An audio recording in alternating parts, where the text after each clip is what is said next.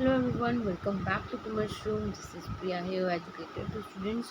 Law of equi marginal utility के बारे में हम बात कर रहे हैं। ये सेकंड क्लास है जिसमें हम मॉडर्न स्टेटमेंट इस लॉ के बारे में स्टडी करेंगे और फर्दर टॉपिक्स को डिस्कस करेंगे। इक्वी मार्जिनल यूटिलिटी का जो दूसरा नाम है, जो नया नाम है, वो है लॉ ऑफ प्रोपोर्शनैलिटी। तो जो हमारा यूजीसी का एग्ज़ाम होता है, कॉम्पिटिटिव एग्ज़ाम हमारे होते हैं, उनमें ये पूछ लिया जाता है कि लॉ ऑफ प्रोपोर्शनलिटी किस लॉ का दूसरा नाम है। तो इक्वी मार्जिनल यूटिलिटी का दूसरा नाम है law of proportionality.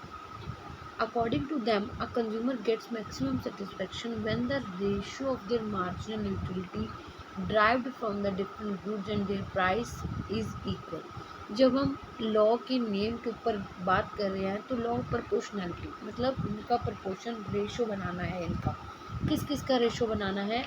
Marginal utility अलग अलग चीज़ों से मिलने वाली वो और उनका प्राइस वो इक्वल होना चाहिए। एक तरफ तो मार्जिनल यूटिलिटी को ले रहे हैं और दूसरी तरफ उनका प्राइस ले रहे हैं, प्राइस की रेशो बना रहे हैं। ठीक है, मान लीजिए एप्पल का जो प्राइस है वो है 50 पैसे और जो कंज्यूमर है वो 10 एप्पल्स बाई करता है। तो इससे उसको 6 यूटिल्स की जो मार्जिनल यूटिलिटी है वो मिलती है 10th एप्पल्स, लास्ट एप्पल से उसको जो यूटिलिटी मिल रही है वो 6 यूटिल्स की है। तो यहाँ पर जो रेशो बनी वो क्या बनी? मार्जिनल यूटिलिटी ड्राइव्ड हुई एप्पल से 6 और उसका प्राइस कितना है? 50 पैसे। तो 12 यूटिल्स पर रुपी के हिसाब से उनको मार्जिनल यूटिलिटी मिली है। अगर दूसरी ओर बात करें बनाना की, सेकंड गुड को भी लेना है ना, उसका प्राइस है 25 पैसे पर पीस और वो बाय करता है 12 बनाना से। उसे यहाँ पर जो यूटिलिटी मिल रही है वो मिल रही है 3 यूटिल्स की। ओके, तो यहाँ पर जो रेशो बनी वो बनी उनकी 12 यूटिल्स पर रुपी। तो एप्पल की और बनाना की जो यूटिलिटी है, यहाँ पर जो रेशो के अकॉर्डिंग हम उसको चेक कर रहे हैं, प्राइस की रेशो के अकॉर्डिंग 12 के जाकर ऊपर इक्वल हो रही है। तो अगर वो 12 बनानास खरीदता है और 10 एप्पल्स खरीदता है, रेट क्या है, प्राइस क्या है? 50 पैसे और 25 पैसे। तो रेशो के अकॉर्डिंग वो यहाँ पर इक्वल रिव्यू में रहेगा। यहाँ पर जो उसकी सेटिस्फेक्शन है वो मैक्सिमम रहेगी। ठीक है, marginal utility of Apple over price of Apple, marginal utility of banana over price of बनाना। तो इस चीज़ का आपने ध्यान रखना है। ठीक है, फॉर्मूला को अच्छे से देखना है। चलो, consumer gets equal marginal utility per rupee from both the goods. As such, he will not stand to gain if he spends a little more on one good. अगर वो ज़्यादा कुछ भी खर्च करता है किसी और दूसरी गुड के ऊपर तो उसको कुछ भी गेन नहीं होने वाला, क्योंकि हमने लास्ट वाली क्लास में भी देखा था उसको इतना गेन नहीं होता जितना उसको लॉस हो जाता है। तो यही उसका इक्विलिब्रियम पॉइंट है जहाँ पर उसको दोनों प्रोडक्ट से मिलने वाली जो मार्जिनल यूटिलिटी है वो उनके प्राइस के इक्वल है। जितना वो खर्चा कर रहा है उतनी उनको, जितना वो एक्सपेंडिचर कर रहा है उतनी उनको यूटिलिटी भी मिल रही है। तो हम यहाँ पर कह सकते हैं अ consumer will be in equilibrium, कहाँ पर? जहाँ पर marginal utility of Apple over marginal utility of बनाना किसके इक्वल है? दोनों की प्राइसेस के इक्वल है। तो ये वाला फॉर्मूला जो है वो आपने ध्यान में रखना है। तो ये मॉडर्न स्टेटमेंट में आपको बताया गया है कि मार्जिनल यूटिलिटी ऑफ एप्पल, एक प्रोडक्ट को उसके प्राइस के साथ करना है, वो किसके इक्वल होना चाहिए? वो इक्वल होना चाहिए सेकंड गुड के, सेकंड जो उन्होंने ड्राइव करी है, जो उसको मिल रही है यूटिलिटी, उसके इक्वल होना चाहिए। Okay, in short, the consumer will buy so much quantity of different goods that he will make the ratio of their marginal utilities and price equal. तो इस तरह से कंज्यूमर बाय कर सकता है क्वांटिटी गुड्स की, किस तरह से? जहाँ पर उनकी जो मार्जिनल यूटिलिटी है और उनके प्राइसेस है वो इक्वल रहने वाले हैं। ओके, नेक्स्ट बात कर रहे हैं हम इम्पोर्टेंस ऑफ लॉ के बारे में। तो सबसे पहले ये मीनिंग में भी हमने पढ़ा था, लॉ ऑफ इकोनॉमिक्स भी बोला जाता है इसको, क्योंकि ये एवरी फील्ड में, ऑलमोस्ट एवरी फील्ड में लगता है। ओके, तो सबसे पहले बात कर रहे हैं कंजम्पशन की। Every consumer wants to get maximum satisfaction with his limited income. Limited means अपने लिमिटेड इनकम में से हर कोई कंज्यूमर यही चाहता है कि उसे ज़्यादा से ज़्यादा सेटिस्फेक्शन मिल सके। तो कंज्यूमर जो है अपनी इनकम को किस तरह से स्पेंड करे, ये लॉ हमें ये सुजेस्ट करता है कि आप अपनी मनी को इस तरह से स्पेंड करें कि आपकी जो यूटिलिटी है वो, जो आप डिफरेंट डिफरेंट गुड्स के ऊपर लगा रहे हो, वहाँ पर जो आपकी मार्जिनल यूटिलिटी है वो आपकी इक्वल रहे, तभी आपको मैक्सिमम सेटिस्फेक्शन मिल पाएगी। फिर उसके बाद ये तो कंज्यूमर की बात होगी। अब प्रोड्यूसर जो है वो भी इस लॉ की हेल्प लेते हैं अर्न करने के लिए। क्या? मैक्सिमम प्रॉफिट को। कंज्यूमर ने मैक्सिमम सेटिस्फेक्शन लेना है तो प्रोड्यूसर ने मैक्सिमम अर्निंग करनी है, मैक्सिमम प्रॉफिट अर्न करनी है। तो इस ऑब्जेक्टिव को अचीव करने के लिए वो डिफरेंट डिफरेंट फैक्टर्स लगाता है, फैक्टर ऑफ प्रोडक्शन, जैसे लैंड, लेबर, कैपिटल। तो इस तरह से उन्होंने लगाने हैं अपने लैंड, लेबर, कैपिटल को कि जो मार्जिनल प्रोडक्टिविटी है, हर एक फैक्टर से मिलने वाली जो मार्जिनल प्रोडक्टिविटी है वो क्या होनी चाहिए, वो इक्वल होनी चाहिए। जो प्रोड्यूसर है वो एक फैक्टर को तब तक सब्स्टिट्यूट करेगा जब तक उनकी जो मार्जिनल प्रोडक्टिविटी है अदर फैक्टर के इक्वल ना हो जाए। ओके, एडजस्टमेंट करने से लिमिटेड रिसोर्सेज को एडजस्टमेंट करता है, तभी वो जाकर मैक्सिमम प्रॉफिट्स को अर्न कर पाता है। तो एक फैक्टर को तब तक सब्स्टिट्यूट करेगा जब तक उसकी जो मार्जिनल प्रोडक्टिविटी है दूसरे के इक्वल ना हो जाए। नेक्स्ट आ जाता है exchange, replacing of goods giving less utility with the goods giving more utility. उन चीज़ों को छोड़ देना जिसकी हमें रिप्लेस कर देना जिससे हमें कम यूटिलिटी मिलती है, और उन चीज़ों को लेना जिससे हमें यूटिलिटी जो है जो ज़्यादा मिलती है। ठीक है, तो law of equi marginal utility यही कहता है कि हर एक पर्सन जो है वो सब्स्टिट्यूट करेगा, जो उसको ज़्यादा यूटिलिटी देगा वो उसके लिए ज़्यादा लगाएगा, जो कम देगा वो उसको छोड़ देगा। तो एक्सचेंज जो है वो तब तक चलता रहता है जब तक उनकी जो यूटिलिटी है वो मैक्सिमम नहीं हो जाती, जो उनकी जो सेटिस्फेक्शन है वो मैक्सिमम नहीं हो जाती। Okay,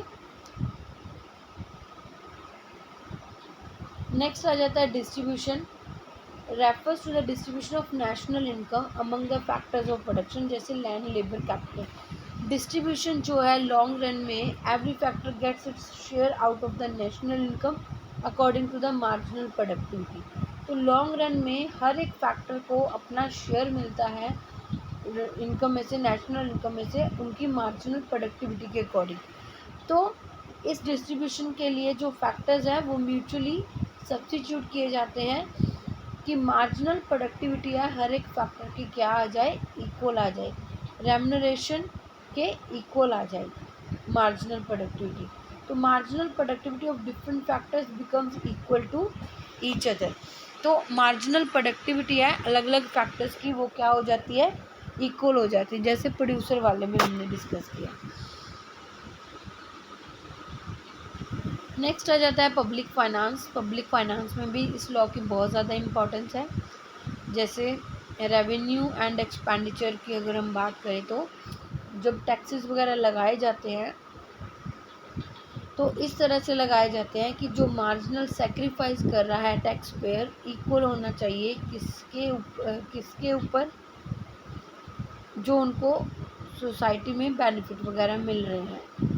it will have only the least burden on all the tax payer. तो यही ऑब्जेक्टिव रहता है कि हर एक टैक्स पेयर के ऊपर बर्डन जो है वो कम से कम आए। तो जो फाइनेंस मिनिस्टर हैं वो सब्स्टिट्यूट करते हैं एक टैक्स को दूसरे के साथ, ताकि जो बर्डन है सबके ऊपर उसी हिसाब से ही जाए।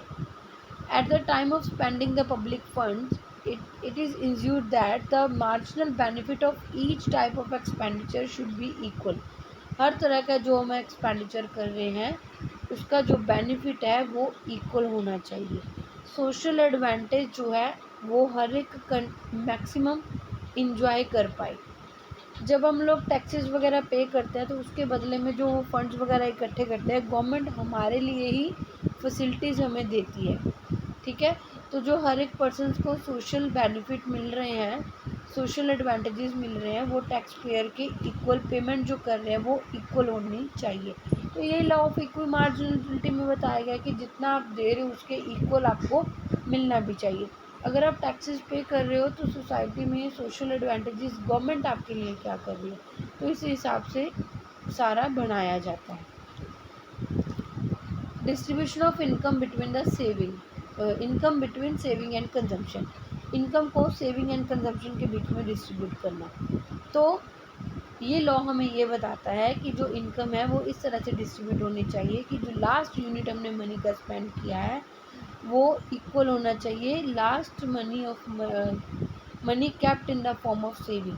जो हमने सेविंग करके रखी है उससे मिलने वाली यूटिलिटी और जो हम कंज्यूम कर रहे हैं उसकी मिलने वाली यूटिलिटी वो इक्वल होनी चाहिए कि कितना हमें कंज्यूम करना है और कितना हमें सेव करना है। ऐसा तो नहीं है कि हमारी जो एक्सपेंडिचर है वो ज़्यादा नीडी है, हमारी प्रायोरिटी जो है हम उसको मारकर डिस्ट्रीब्यूशन इस तरह से होना चाहिए। Optimum distribution of the commodities in the free market economy, the optimum distribution जो है कमोडिटीज़ का वो पॉसिबल हो सकता है इस लॉ की हेल्प से। Optimum distribution of commodities to that distribution a slight change whereof may diminish the total utility enjoyed by the society as a whole। Society as a whole total utility जो है अपनी क्या कर देती है, diminish हो जाती है उनकी। तो जो ऑप्टिमम डिस्ट्रीब्यूशन है वो तभी पॉसिबल है जब डिफरेंट डिफरेंट पर्सनस में मार्जिनल यूटिलिटी जो ड्राइव्ड होने वाली है ईच पर्सनस के द्वारा वो क्या होनी चाहिए, इक्वल होनी चाहिए। ऑप्टिमम हमने कमोडिटीज़ को क्या करना है, डिस्ट्रीब्यूट करना है।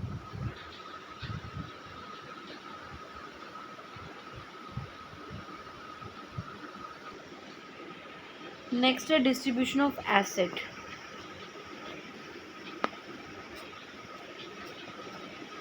डिस्ट्रीब्यूशन ऑफ एसेट में आपको क्या बताया गया है कि ये लॉ हमें हेल्प करता है डिस्ट्रीब्यूट करने के लिए एसेट्स को इन द डिफरेंट फॉर्म्स।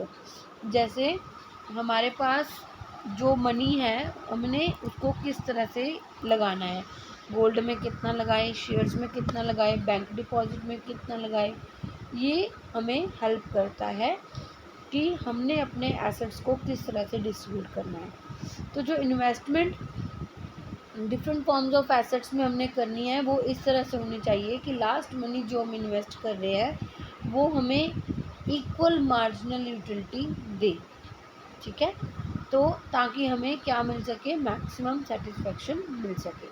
तो यही इम्पोर्टेंस थी law of equal marginal utility के। आगे हम बात कर लेते हैं क्रिटिसिज्म के बारे में। क्रिटिसिज्म में अजम्पशंस को ही क्रिटिसाइज़ किया जाता है। जिस तरह से इन्होंने अजम्पशन ली थी कि जो कंज्यूमर है वो रैशनल होना चाहिए, लेकिन ऐसा कुछ नहीं है, ये अजम्पशन ही गलत है।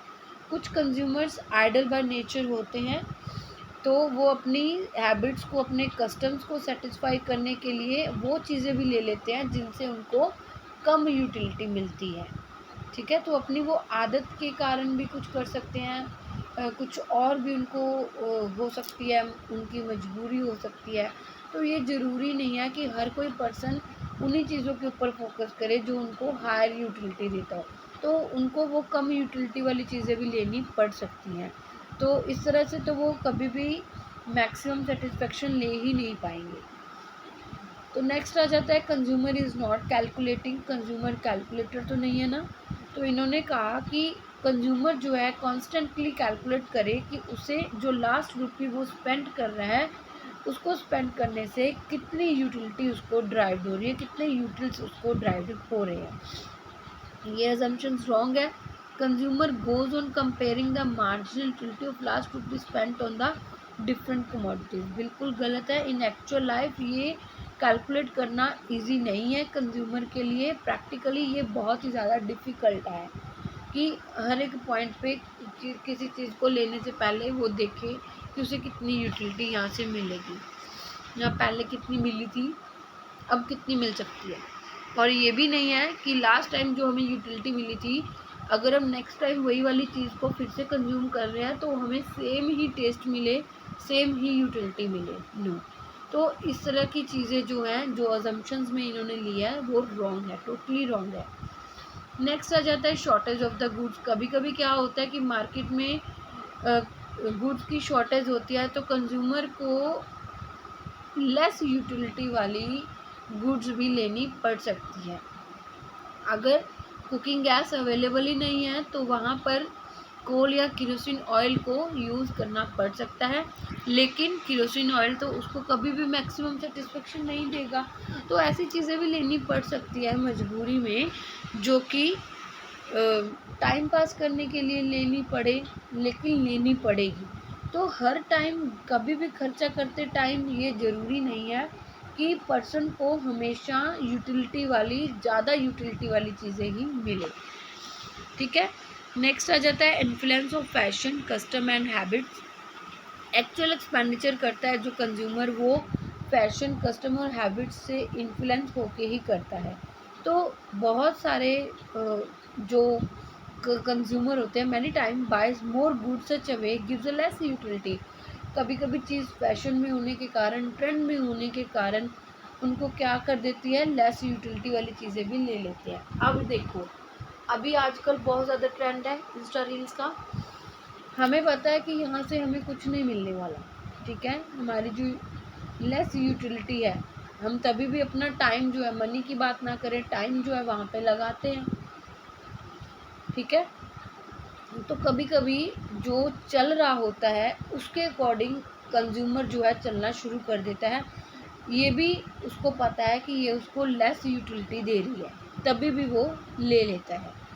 तो he buys less of those goods which gives a more utility. तो वो फेल हो जाता है इस लॉ के अकॉर्डिंग स्पेंड करने से।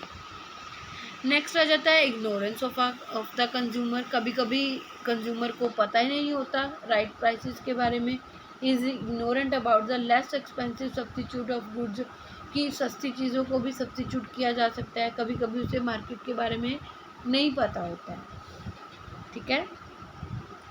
नेक्स्ट आ जाता है इंडिविजिबिलिटी ऑफ गुड्स। इन्होंने अजम्पशन में लिया कि जो गुड्स हैं उसको स्मॉल पार्ट्स में हम डिविजिबल कर सकते होने चाहिए, लेकिन कुछ चीज़ें ऐसी होती हैं जिसको हम डिविजिबल नहीं कर सकते, जैसे कि कार, टीवी, स्कूटर, ये सारी चीज़ें डिविजिबल नहीं है, इनको डिवाइड नहीं किया जा सकता। In order to equalize the marginal utility of different goods, if we are suppose to buy more one then above the goods, then it may not be possible as to buy the additional unit। अगर हम एक और लेना चाहें तो हम नहीं ले पाएंगे, क्योंकि ये चीज़ें डिविजिबल नहीं है।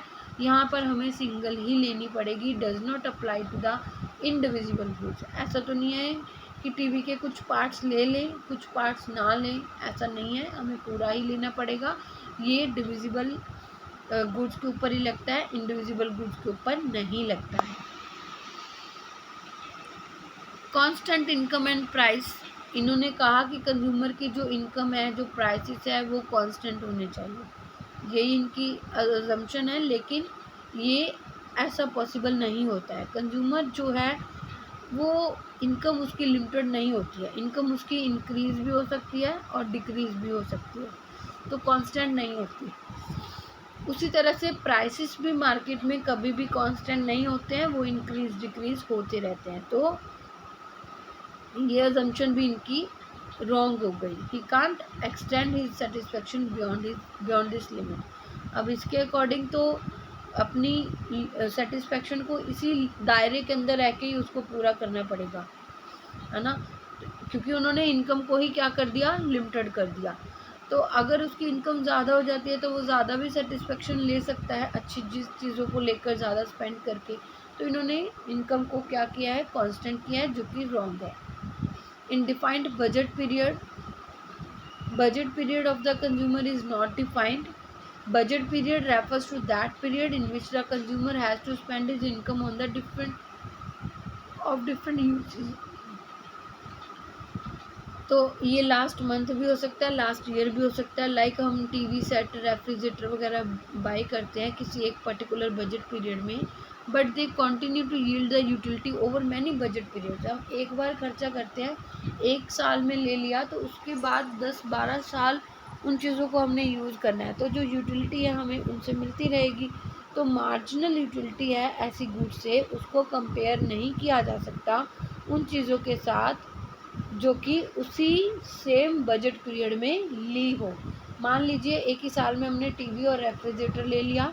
टीवी तो हमारा चलता जा रहा है, लेकिन रेफ्रिजरेटर हमारा बीच में से चेंज करना पड़ गया मान लीजिए, तो इन चीज़ों को हम कंपेयर नहीं कर सकते हैं। ली तो दोनों इकट्ठी थी, लेकिन कंपैरिजन नहीं है यूटिलिटी का। देन आ जाता है cardinal measurement. Cardinal measurement is not possible. Assumption that utility can be measured in the cardinal number is not correct.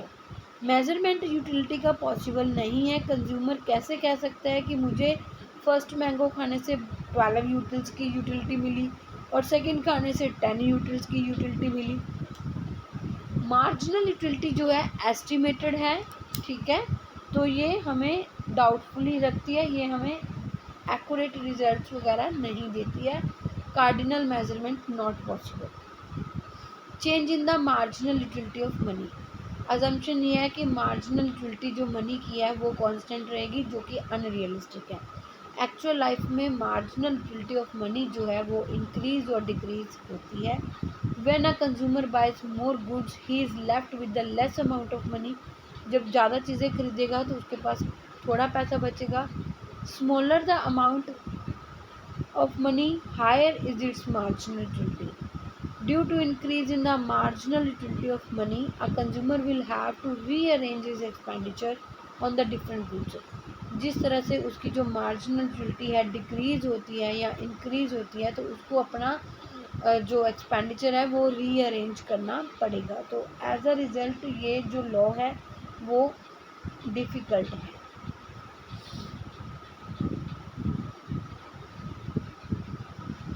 Marginal utility हमेशा इंक्रीज होती है मनी के लिए। Due to increase in the marginal utility of money, a consumer will have to rearrange his expenditure on the different goods.